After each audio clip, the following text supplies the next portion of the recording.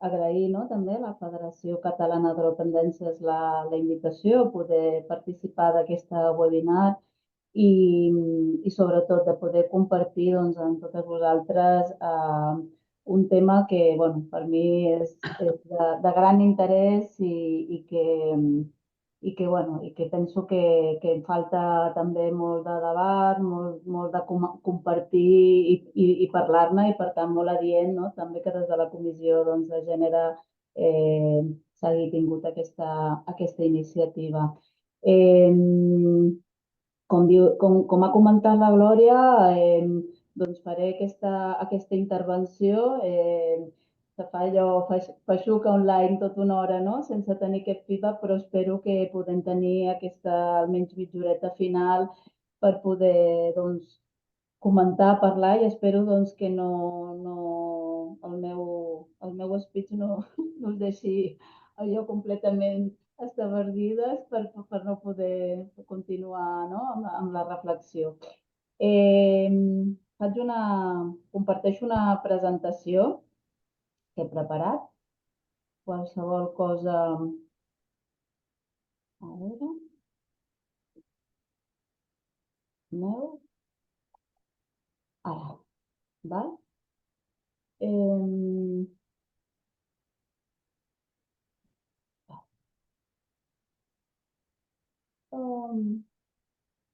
segon. Val. Doncs, si us sembla, vaig començant.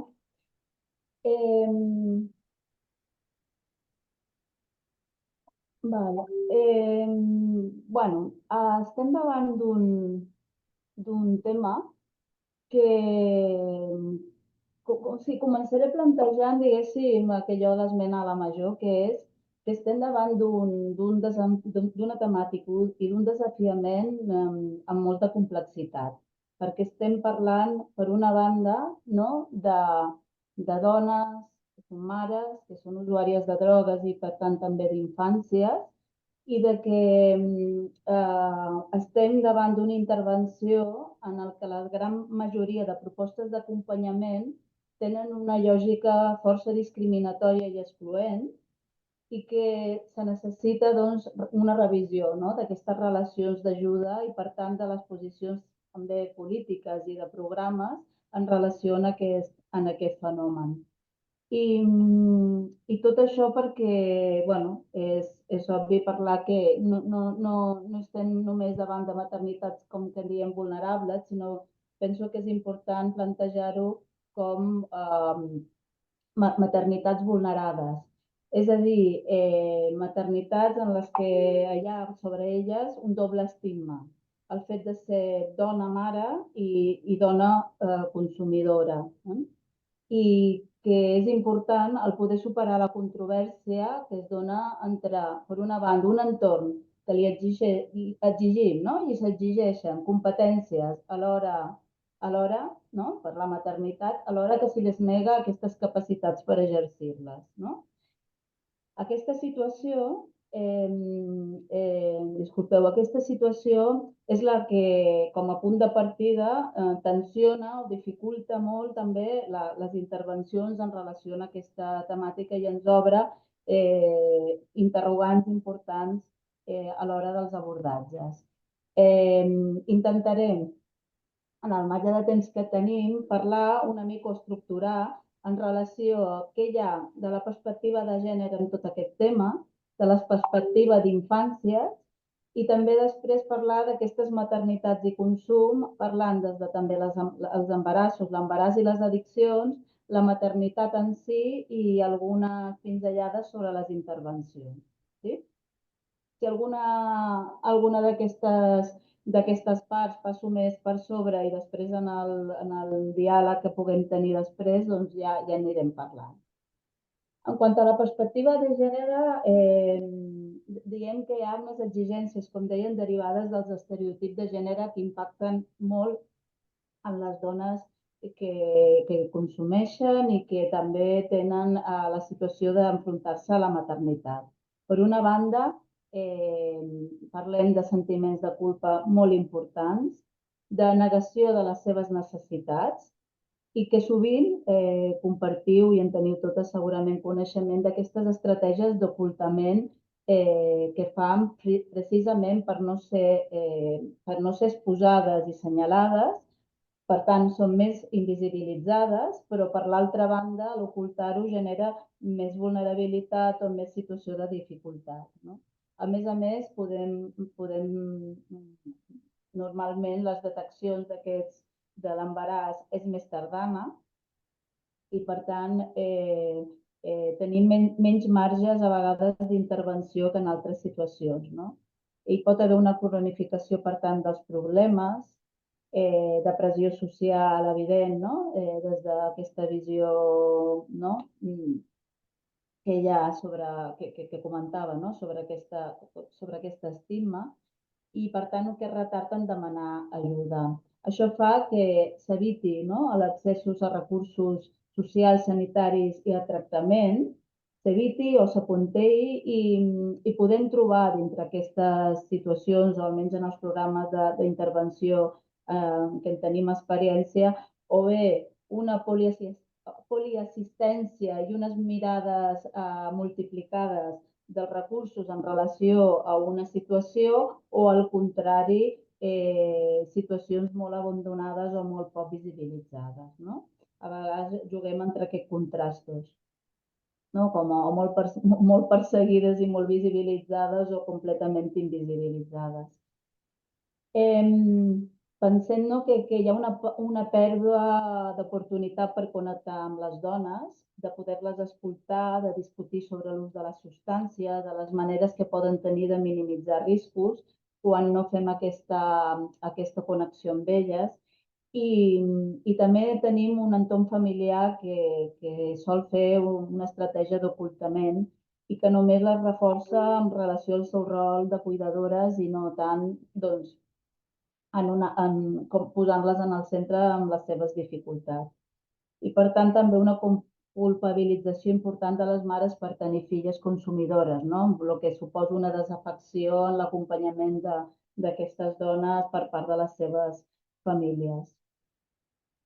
I també des d'una perspectiva de gènere i des d'aquests estereotips s'ha de fer una lectura sobre els consums, perquè hi ha diferències, evidentment, entre els consums entre homes i dones de substàncies i com impacten també durant l'embaràs i durant tot el moment. No? I, en canvi, doncs, els discursos moltes vegades que es fan i tota la literatura té una visió molt androgènica, no? Del que consumeixen i del que hi ha. No? I, per tant, és important poder fer esment en aquest tema i sobretot també dintre el funcionament hormonal és molt diferent, no? I durant l'embaràs també es veu molt la relació de la substància en si mateixa amb el que és el cos de la dona. No? Com també fer una lectura des de clau de gènere en relació a l'embaràs i en el moment de lactància, no? Que aquí també hi ha situacions doncs, molt deterministes en relació a aquest fet. I també els casos dispositius, no? Que tenim, per tant, en aquest sentit i que ho anirem veient al llarg de l'exposició en quant al tractament de la drogodependència i l'exercici de la marentalitat. Normalment, l'oferta de tractaments majoritàriament passen per la separació de la dona del seu entorn o de les seves situacions i, per tant, hi ha una situació d'haver de triar, no? Amb un rol o l'altre.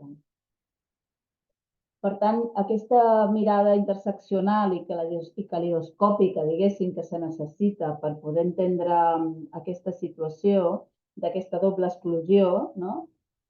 L'hem de poder entendre amb aquests eixos d'opressió pel fet de ser dona consumidora, amb aquesta doble penalització pels seus consums i per atrevir-se a transgredir el rol de dona, i també a la dona mare, no? Que ha de ser una dona doncs, cuidadora, entregada, amb aquest rol de criança. I també aquí posem triple exclusió i podríem sumar-ne 4 i 5enes, no? Capes de vulnerabilitat, com poden ser situacions estructurals de pobresa, raça, etcètera, que van, no?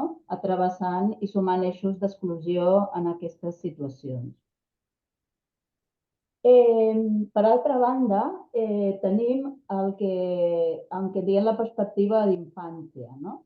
La perspectiva d'infància és important també com un enfoc de drets, el poder entendre les infàncies i en l'àmbit d'infància, quan parlem d'infàncies, parlem d'infància i adolescència, l'etapa 0-18 anys, no? Però la resumim a vegades des de lo que és la infància, però abarca 0-18, en el que històricament no sempre els infants han estat subjectes de drets, sinó que han tingut també un enfocament en el que són els seus abordatges molt vinculats amb un enfoc de necessitats i no com a subjectes actius de drets.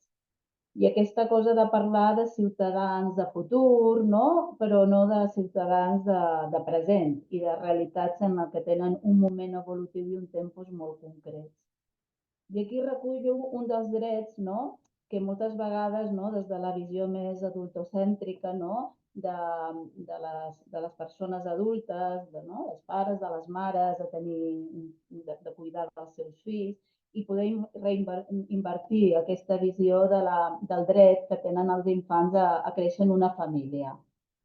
Sigui quina sigui la seva configuració, evidentment, i a disposar de les figures de referència significatives, recollint aquí un text que penso que és molt interessant del Funes, en el que parla és de la consistència de que les famílies han de proveir, no?, d'una consistència en els vincles de filiació, de disponibilitat per atendre les necessitats d'aquests infants, de la contenció i de límits, d'oferir normes i valors de referència, d'oferir propostes de conductes mínimament coherents, explicacions en relació amb el món que els envolta i connexions amb altres contextos d'escola, espai i socialització. Aquest tema el anirem veient més endavant, però és important, ho vull destacar aquí, el tema de lo que és donar explicacions en relació al món que els envolta, no? Això és un tema que quan ens trobem amb famílies, dones o homes que tenen fills i filles al seu càrrec i estan en una situació de tractament en els serveis en relació als seus consums, aquest tema a vegades és un tema que no es posa en el centre en el sentit de demanar com parlen de la situació dels seus consums en relació amb els seus fills i filles, no? I, per tant, quina explicació se'ls dona al voltant d'una situació que evidentment, és captada i en funció de l'edat a vegades potser no compresa, però sí viscuda, no? I d'això també és un tema que penso que és important assenyalar en aquest context de les maternitats i les criances i els usos de drogues. Seguint amb alguns conceptes més en quant a el que és la perspectiva d'infància, totes segurament heu sentit parlar de l'interès superior del nen, de la nena o de l'adolescent, no? Com a estar en el centre de la legislació, no? I aquesta manera d'interès superior s'exerceix com un criteri a vegades per desempatar davant de determinades decisions que puguin entrar en confrontació amb interessos. El que passa que penso que el que necessitem és una perspectiva ampliada d'aquesta situació i no de lectures parcials de la realitat i per poder intentar no contraposar precisament aquesta perspectiva d'infància amb la perspectiva de gènere o de la revisió, sinó de poder-ho, tot el contrari, integrar. Per tant, no podem fer una lectura fragmentada i parcial i trencar aquestes lògiques de la confrontació, sinó poder-ho integrar. En definitiva, estem parlant d'una perspectiva de drets, no? Tant de la perspectiva feminista per posar al centre les cures i aquest enfocament de drets, com de introduir la perspectiva d'infància en el tractament de les addiccions. Aquí us he deixat una frase que personalment m'ha agradar molt d'una infermera canadenca que treballa amb aquest tema, en el que parlava de que la gran part del problema en avaluar els resultats adversos de la salut en els infants afectats i l'única responsabilitat i culpa s'adreça principalment a l'ús de substàncies de les mares, sense tenir en compte les barreres sistemàtiques i la discriminació que experimenten les mares i que també experimenten els seus fills i filles. Per tant, és important també des de l'àmbit de l'atenció a les drogodependències entendre que el mateix estigma que pateixen les persones adultes consumidores també suposa un estigma pels seus fills i filles, no? I per conseqüent, no? És un obstacle en la relació d'ajuda i lluny de ser una relació d'acompanyament i positiva, no només de control, les deixem dintre d'aquest mateix estigma. Perquè, a més, desconeixem amb exactitud, no? Des de les revisions, no? De molts estudis i del que està passant, quants nens i nenes i joves estan afectats per aquesta situació, l'abast total en l'impacte de les seves vides, com podem satisfer les seves necessitats, quins anàlisis fem dels contextos i de l'anàlisi per substàncies també, sobretot i també molt important, aquests factors de protecció i la manca d'estudis longitudinals en relació a la seva capacitat de resiliència també, no? Són enfocs sempre des d'una visió molt negativa, més que de factors també de possibilitat. Coneixem més, sobretot en les referències dels estudis, una visió més d'indicadors de risc, no? De visió molt mèdica, de salut i psicològica i social, més negativa dels impactes negatius, que evidentment també n'hi ha, no? Però és el que més s'ha treballat.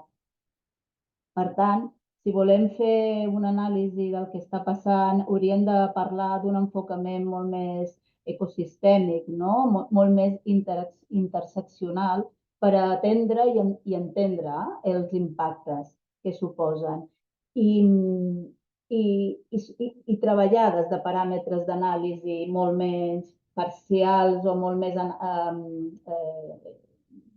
més transversals, per dir-ho així, no? Puguem parlar de temps d'exposició en l'ús de drogues per part de la mare o el pare, parlar de les pautes de consum, dels factors aquests de protecció, si només consumeix un progenitor o els dos progenitors, dels vincles familiars, etc., no? És important fer una anàlisi amb tota aquesta globalitat.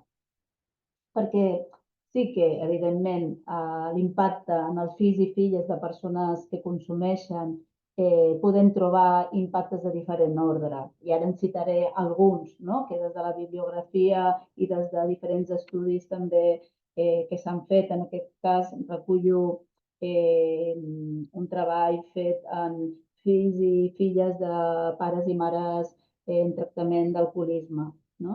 Però que es pot fer extensiu o que són molt compartits amb altres resultats d'estudis en altres situacions, no? Els infants i adolescents, quan parlo jo d'infància segueixo, és el 0-18, però infants i adolescents tenen aquesta visió del jo no soc normal, un sentiment de no pertànyer, de no ser iguals, les defenses davant el seu patiment, de no parlar, de no confiar, aquests problemes de socialització, de negació de la situació, d'aquest estigma que parlàvem, de compartir aquest sentiment de vergonya ocupa, no? De tota aquesta part d'invisibilitat del comportament, de caos, de missatges contradictoris que hi ha en la família i que poden tenir doncs, un impacte en situacions d'angoixa. També aquesta angoixa, no? De deixar els pares i mares sols, i parlem d'aquesta maduresa precoç moltes vegades, no? I també podem trobar aquests comportaments, no? De disculpa cap als consums dels pares i les mares ja en unes etapes de més grans, comportaments més de ressentiment, d'hostilitat, evidentment alteracions de la son, de l'alimentació, etc. Com així estratègies d'afrontament i formes de vinculació que poden esdevenir després patrons de personalitat més rígids i més disfuncionals en la vida adulta, no? Com aquesta sobreadaptació, sempre anar de cuidador de cuidadors, o molt altaveu del malestar de l'adult amb aquest comportament que li diem de desafiador o de boc expiatori, no? De les situacions. I també hi ha un tema que jo penso que és central i aquí el recalco important perquè tenim un paper com a professionals que acompanyem a persones adultes que poden ser pares i mares i que tenen infants al seu càrrec, és en aquest no saber a qui demanar ajuda, en aquest sentiment de traïció cap a les mares i pares si parlen, per també la por a traicionar-les o que hi hagi una separació dels que estan en la seva família, no? I això se'ns encomana també, no? Com a després professionals i també ho comentaré, no? Com fem, no? Per tractar aquest tema. I compartir aquí, no? En un grup que vàrem fer amb joves que vivien en un grup en el que vàrem juntar joves ja majors d'edat que estaven bàsicament vinculats a l'àmbit, eren estudiants, la majoria universitaris, i parlàvem de temes sobre la prevenció en el tema dels consums, va sortir d'una forma com a col·lateral el tema que alguns, els seus pares o mares, havien estat en processos de tractament per consums de drogues i tots manifestaven que dels impactes més grans era aquesta sensació de que ningú els explicava res i que no sabíem com i què demanar ajuda. Era un dels elements que més destacaven en les seves necessitats i el que més els hagués agradat en aquell moment d'infantesa poder entendre o que algú els hi hagués pogut ajudar en aquest sentit, més enllà d'altres temes relacionals amb la família. Sí? I després hi ha tota una descripció molt més física, no? Vinculada a lo que és l'impacte de les drogues ja en relació durant l'embaràs, no? Que ja aquí té un impacte molt més físic en quant al que estem parlant del síndrome d'abstinència, baix pes en néixer, un baix Apgar, premateritat, no? El síndrome alcohòlic fatal, retard de creixement, etc., que són, evidentment, impactes molt concrets que se donen durant una etapa de consum durant l'embaràs i que com a resultat doncs, pot haver-hi aquest resultat. Però quan parlem de la intervenció durant l'embaràs, centrant-nos en l'embaràs de la dona que està en consum o que està en tractament amb nosaltres, hem de veure-ho sempre com el moment més privilegiat per treballar aquest tema, no? I per tant, la major evidència, els majors resultats d'èxit per treballar amb dones amb usos de drogues són els que estan en programes centrats en l'embaràs. És el que major resultat dona.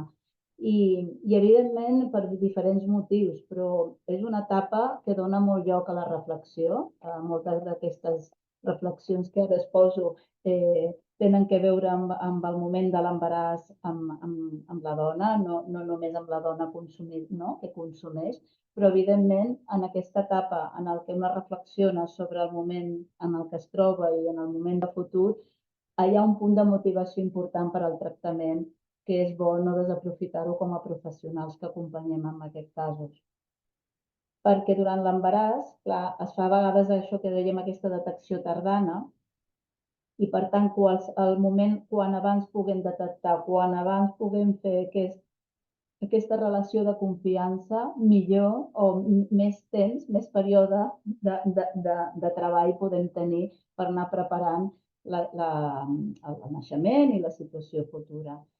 També és important parlar o posar aquesta pinzellada quan parlem de l'embaràs entre aquesta dicotomia, són embarassos no desitjats, no planificats. Jo penso que és una diferència molt important, que a vegades ens passa així com a molt ràpid. Poden ser majoritàriament no planificats, però no per això un cop no siguin desitjats, no? I aquest és un tema també important a l'hora de poder vincular-nos en aquest moment i poder entendre aquesta reacció davant l'embaràs, no? Perquè moltes vegades es pot viure com una solució màgica de salvació, com aquesta oportunitat per deixar de consumir, no? Com aquesta vegada sí. També és important poder veure si la parella és consumidora. Molt sovint, quan ens centrem en la intervenció, a vegades la dona no és la que consumeix, però sí que és la parella, i aquest naixement i aquest embaràs es dona en un context també de dificultat i hem de poder saber i fer-nos encàrrec d'alguna manera. I també poder treballar durant aquest moment l'embaràs des de l'angoixa i l'ambivalència, no? De l'etapa de canvi físic i personal que hi ha, com de por a tenir un fill o una filla amb problemes a causa de la seva addicció o de la necessitat de suport familiar malgrat les dificultats que hi pugui haver i també l'altre extrem o en segons quines situacions aquesta por de retirada en funció de com sigui, que és una constant que hi ha amb el treball. Per tant, també durant l'embaràs aquest fet de, de poder oferir una nova identitat, no? El ser mare és un moment interessant i és també un moment per treballar i per historiar família d'origen, perquè hi ha un punt de compensar històries doloroses passades, de morts familiars, d'interrupcions de l'embaràs anteriors o fills retirats. Nosaltres, amb els programes d'intervenció que tenim, oscil·la una mitjana d'entre 1,8, 2 i pico per cent d'interrupcions d'embaràs prèvies al seguiment de l'embaràs o del fill que s'han portat a terme. No? Per tant, si historiem això, hi ha molta història d'altres històries que no s'han portat a terme. No? Per tant, també entrar en aquesta part d'experiència vital i d'il·lusió i també amb aquesta por i enfrontar-se al desconeixement i a l'estima per part dels dispositius sanitaris, que és també un tema a tenir en compte per treballar. Per tant, davant d'una maternitat amb consum, hi ha un imaginari col·lectiu clar que ens en resulta impensable, no? Aquesta idea de ser mare i ser consumidora. La culpa, la vergonya. Hi ha un concepte que a mi m'agrada molt, que en la revisió de la bibliografia, que es parla d'emocions maternals suspeses, que té a veure en tota aquella situació en la que el rol de mare queda com a congelat o suspès per por, no? A tota aquesta situació de lluita que hi ha entre aquest rol de mare, aquesta mirada social i aquesta por a danyar els fills, amb el que hi ha com una suspensió, no? De la identitat com a mare. No? I a més, quan comptem amb una xarxa social que moltes vegades pot estar esquinçada, en situacions de soledat, que jo diria que és l'element pitjor, més, no? Si me fessin, diguéssim, elegir de tots els elements que més poden danyar, no? En aquestes situacions, parlaria de la soledat, de quedar-se sense xarxa i invisibilitzades. No? Perquè si no, a partir d'aquí poc podem fer. I veiem com aquesta situació suspesa fa que normalment en l'observació dels primers moments de vida de les mares que estan en consum o que estan en una situació d'usos de drogues en relació amb el contacte amb els seus nadons, els és molt sovint difícil fer un primer pas en sostenir en braços o mantenir-los la mirada i fins i tot el fet de donar el pit, i que aquest moment també és un moment d'intervenció molt important per poder abordar i per poder ajudar en aquesta díada a que puguin connectar, perquè moltes vegades des d'aquesta estigmes el propi que tenen les pròpies mares que fan que no se sentin com a autoritzades per exercir i, per tant, començar les cures des del primer moment. I em recordo moltes mares que em deien en un dia o dos de vida dels seus nadons és que me mira malament, jo crec que no em vol, que em rebutja, no? que, que, que no li faré mal, no? Quan realment no, era més tot el tema de com se sentien en relació amb els infants. I per tant també hi ha tota aquesta idea de com actuaré davant de les dificultats en l'etapa evolutiva, no? Davant diferents exigències d'autonomia, quan comencen a caminar, a, no? a fer diferents activitats. Per tant, en aquest imaginari impensable, parlem d'un procés, per una banda, de desmaternitat, no? O que a vegades passa de la gana família extensa o a una retirada dels fills i les filles, amb aquesta idea de no poder-se'n fer càrrec, però també hi ha tot un concepte de maternitat conservada, tot i els consums, que és un enfocament en el que pensem que hem d'entrar-hi, no? I que, tot i que hi ha pocs estudis, com us deia, i poques experiències, sí que, bueno, no, jo porto aquí un estudi doncs, residencial que es va fer als Estats Units, en el que treballen amb dones, mares consumidores i amb els seus infants, i en el que que intenten fer estratègies de cures per equilibrar la criança i el consum. I el que sí que es veu és que les dificultats no venen només pel consum, sinó pels models de criança amb què elles varen estar educades i que, per tant, treballen molt des d'aquest enfoc amb resultats d'interès. I en relació a aquesta maternitats en qüestió o qüestionades, compartir com des de la Federació Catalana de Drogues, la Comissió d'Infància, juntament amb la subdirecció, vàrem iniciar un estudi, no?, sobre la situació de filles i filles de persones usuàries en serveis, i en un primer moment vàrem fer un grup focal amb persones usuàries fent-li les preguntes sobre les necessitats que tenen com a mare, com influeix el consum de drogues en la criança i quines són les històries de consum, la relació amb els serveis de la xarxa i com podríem millorar l'acompanyament.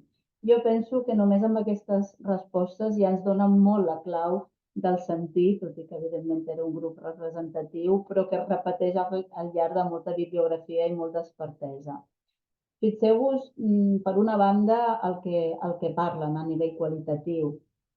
El primer de tot, fan un agraïment molt explícit per parlar d'un tema tan complex i tabú. Resulta impensable ser mare consumidora, no? És el que deien. I varen fer un agraïment, no?, a poder-ne parlar.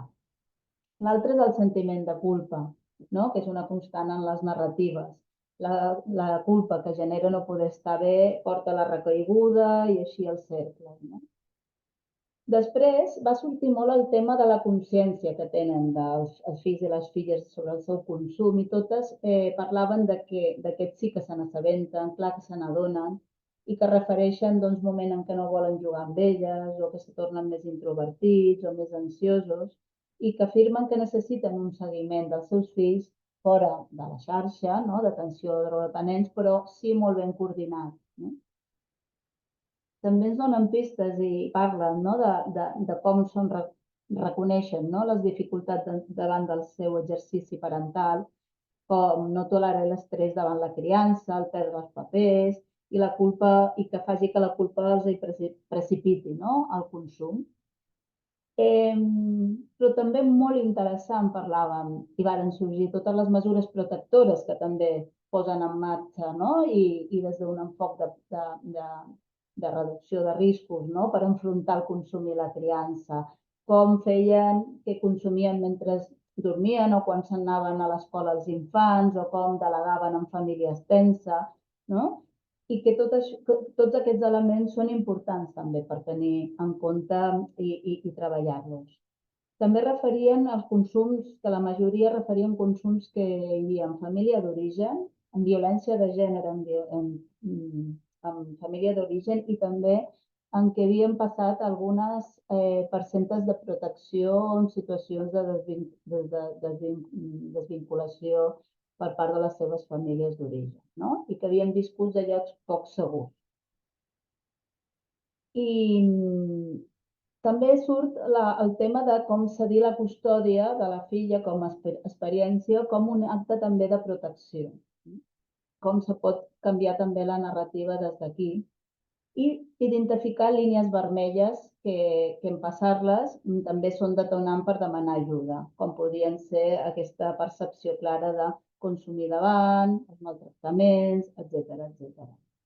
I que Déu-n'hi-do elements que anaven identificant i del que són com molt conscients.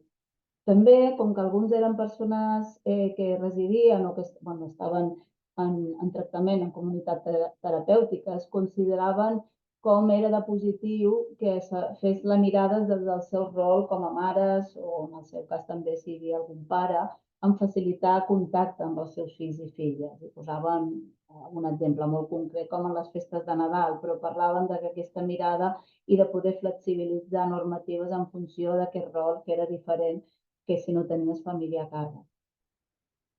També era molt conscient de l'impacte amb els seus fills, no? I amb aquesta visió de sobrevigilant. I un tema clau en el seu tractament, no? que penso que també era molt coincident, que era trobar professionals compromesos i la sensació de poder confiar, que és el que més els hi va ajudar. La flexibilitat en els programes i l'estreta coordinació entre xarxes, especialment infància i droga. Ja ens ho diuen, no? Les pròpies persones expertes amb aquesta vivència. I també destacaven com la figura d'un educador, educadora, d'un professional del centre ambulatori que en un moment pogués fer un acompanyament domiciliari amb un procés de recaiguda i que podés donar suport i ajuda, ho veien com algo significatiu. Per tant, entrant més dins d'aquest àmbit de les intervencions i dels abordatges, podem dir que són escassos els dispositius que integrin el procés de tractament de les addiccions en l'exercici de la marentalitat. I que si partim de la base que els problemes associats al consum de drogues tenen aquest seu origen en els determinants socials de la salut, les polítiques i els programes haurien de poder donar suport a les criances que han de poder atendre i integrar. I que, per tant, aquest enfocament de dret d'infància i de la teoria del vincle és també molt important per incorporar també dintre les estratègies de la relació i que pugui ser el més estable possible en relació al tractament també de les persones usuàries. Per tant, a l'hora de dissenyar dispositius d'ajuda hem de tenir en compte aquesta interdisciplinaritat, el treball sostingut en el temps, el poder tenir acords bàsics, el compartir perspectives i enfocament de drets, en què cada disciplina reconegui la seva necessitat una de l'altra, que es treballi per conceptes comuns bàsics i aquest treball dels conflictes corporatius, a vegades entre camps professionals i persones, i no confondre l'eina amb el resultat. El protocol diu i cenyint-se a vegades en aquestes parts. Per tant, pensem que aquest coneixement interdisciplinari és el que ens pot ajudar a transformar i a pensar de diferent i no veure xarxes d'ajut separades, sinó el més integrades possibles, el més coordinades possibles. Per tant, feia aquesta foto d'aquesta interdisciplinaritat de sabers generats en el que hi ha l'àmbit d'atenció a les drogodependències, les vivències de les persones que són sabers profans però expertes en el que els hi passa, com els de l'atenció en l'àmbit d'infància i aquests recursos. Sense aquesta, diguéssim, intersecció és molt difícil poder anar fent intervencions que ajudin en aquesta problemàtica que, com deia, és un desafiament i és d'alta complexitat. Vàrem seguir anys més endavant amb aquest tema, juntament amb la subdirecció i amb la federació, amb aquests estudis sobre la percepció dels equips professionals i també des de com veien els equips professionals la parentalitat i marentalitat de les seves usuàries que consumien drogues i la perspectiva de la infància en el servei d'atenció a les drogodependències en relació als reptes. I compartir tota aquesta part que tot això està penjat a la web de la federació, però compartir que des dels professionals la importància, no? I això ho tindreu i per tant ja ho podeu veure, però vull destacar alguns elements.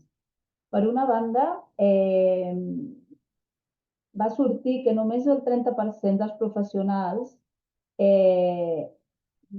no recullen dades específiques sobre la situació dels fills i les filles. No? Per tant, hi ha encara un tant per cent important de millora en relació a aquesta detecció i que sí que hi ha un consens important en percebre doncs, que la necessitat de treballar la maternitat i la parentalitat amb persones usuàries de pares i mares, no? Usuaris de drogues, és important i és necessari per poder avançar perquè forma part de les seves dificultats. Però que també apuntàvem com a reptes importants és poder reforçar la perspectiva d'infància des d'una perspectiva de drets i de vulneracions, el poder saber identificar element de risc, el poder treballar o tenir més eines per treballar la marentalitat i la parentalitat des d'una visió positiva, el repte de com fer una sincronia entre els ritmes evolutius, biològics d'un infant, no? I els ritmes de la necessitat de tractament que té la persona adulta, no? La mare, el pare que consumeix, no? Que són ritmes i necessitats diferents. Per tant, la sincronia, no? L'ajustar o el veure com es pot sincronitzar és un repte important. No? També parlava de com augmentar aquest coneixement sobre els serveis d'infància, com a confiar en la xarxa d'infància, perquè sí que es recollien doncs, males experiències de coordinació i de no comprensió del que és un procés, no? De recuperació, d'intervenció i d'acompanyament en el consum, no? Amb els tractaments vers el consum, i també la necessitat com a repte de compartir doncs, bones pràctiques. Per tant, aquestes recomanacions anaven en aquesta línia, no? de poder millorar aquesta detecció, de poder entendre i explicar a les diferents xarxes, tant la de professionals de drogues com d'infància, què vol dir, no? Per una banda, un tractament de drogodependències i què vol dir, no? Tota una part de necessitats d'infància. I per tant, ajudar també a desenvolupar com a recomanacions intervencions específiques. No? I tot això són elements i tenir protocols conjunts per ajudar a una major eficàcia, no? En l'atenció. I tot això són recomanacions que de mica en mica s'han anat desenvolupant i s'estan portant a terme en diferents contextos, però que evidentment hi ha molt de camí encara per fer i per recórrer. I bueno, per als minuts així que em queden, i estic passant com a ràpid per molts temes, però preferia també després obrir micro i poder parlar i debatre més. Parlàvem que dins l'àmbit de les intervencions vull fer una pinzellada en a quins temes serien claus pel treball individual o grupal en les habilitats parentals. Per altra banda, parlar d'aquests serveis i programes centrats en la marentalitat des de l'embaràs i després unes pinzellades sobre el que serien els dispositius residencials com a elements d'intervenció. En quant al treball individual i grupal d'habilitats parentals, sempre que se faci una intervenció, tant sigui individual com a grupal, hem de tenir en compte i partir tot el que hem anat parlant fins ara. Per una banda, que quan més aviat sigui la detecció de la necessitat d'aquest pare i d'aquella mare, molt millor, i si és des de l'embaràs encara molt millor, que si s'ha de fer des d'una visió de cures i de seguretat, tant de les mares com dels nens, nenes i adolescents, des d'aquesta perspectiva de drets humans, des d'aquest enfoc de parentalitat positiva i també des d'un enfocament de reducció de danys, no? I no des d'aquesta visió doncs, més totalitària en el que posa, com hem dit, no? Especialment a les mares a decidir en, o te tractes pel teu consum o ets mare o deixes de ser mare, no? Per tant, adaptant l'etapa evolutiva i el moment vital de la mare i el pare en relació al consum. I per treballar tot això pensem que hi ha diferents àmbits de treball que s'han de tocar d'alguna manera, I evidentment no en detindrem tots, però les apunto. Bases per començar a treballar és doncs, treballar tot el que és l'ideal de la maternitat. Tot allò que us explicava a l'inici durant l'embaràs, que hi ha darrere un embaràs o darrere la idea de quan jo pensava ser mare, pensava que seria ser mare o com em veuria com a mare.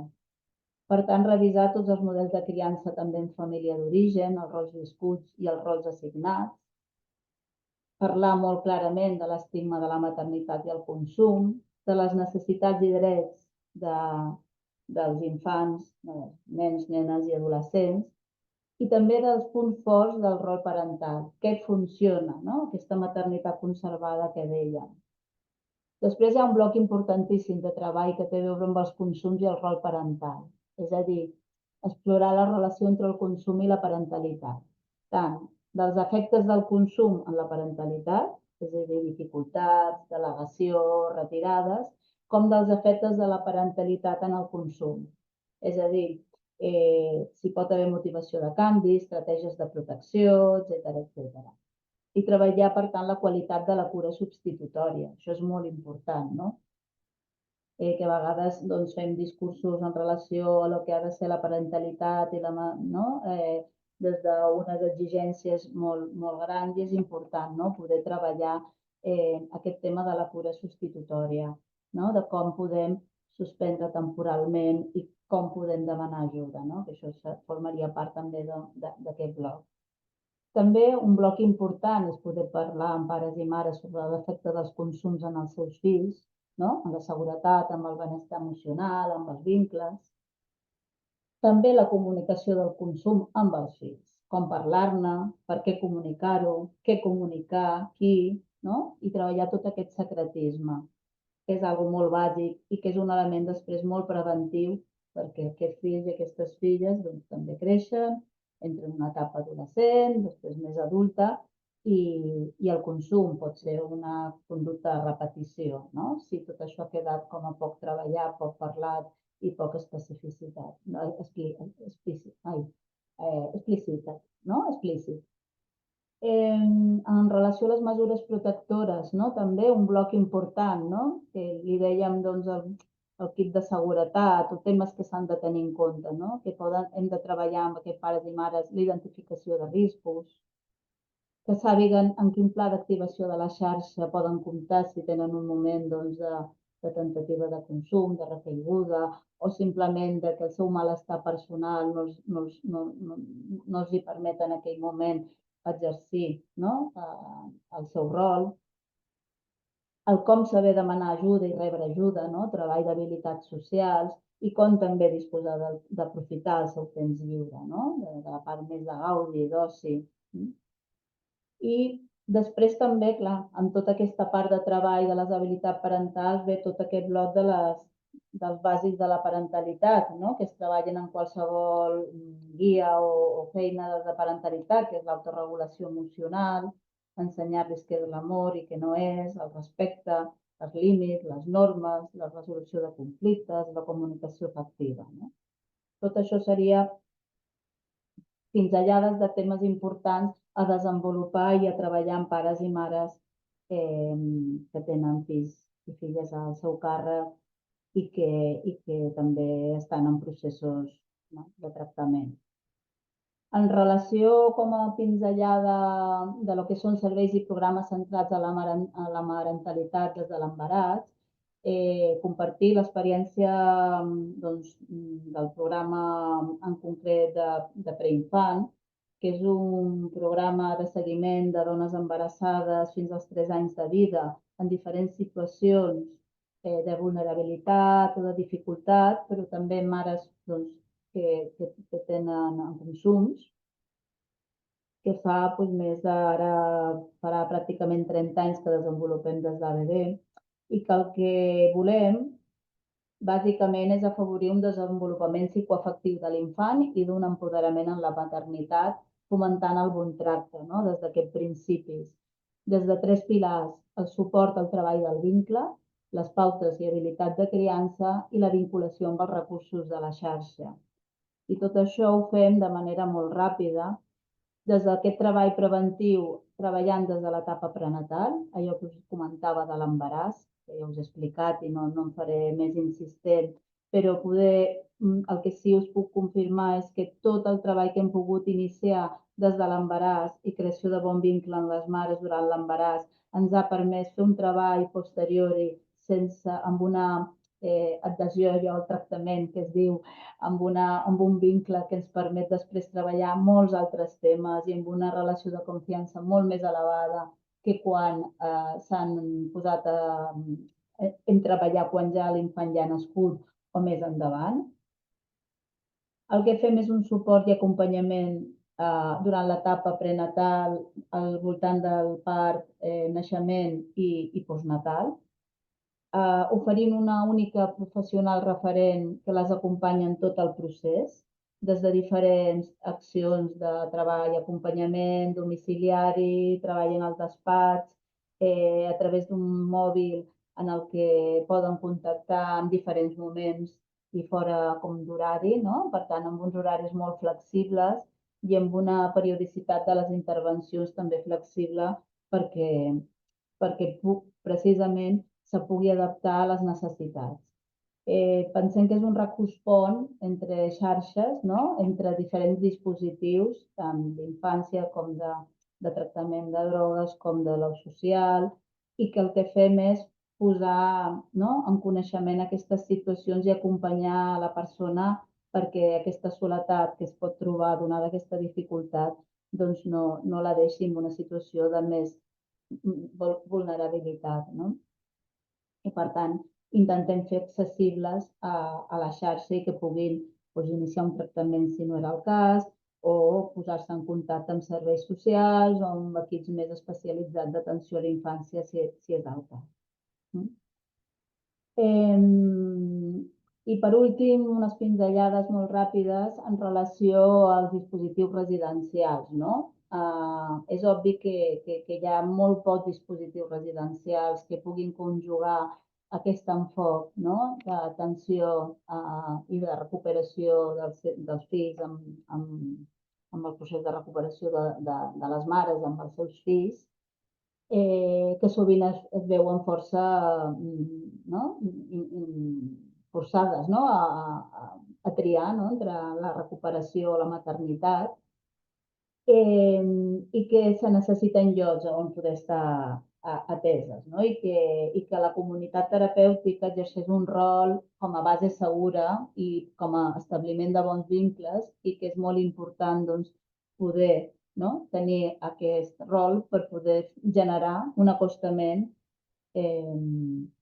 per afavorir l'autonomia. I si a més es pogués conjugar aquesta visió, no? De la maternitat i contemplar aquestes dues accions, seria doncs, encara molt millor i molt més potenciador. No?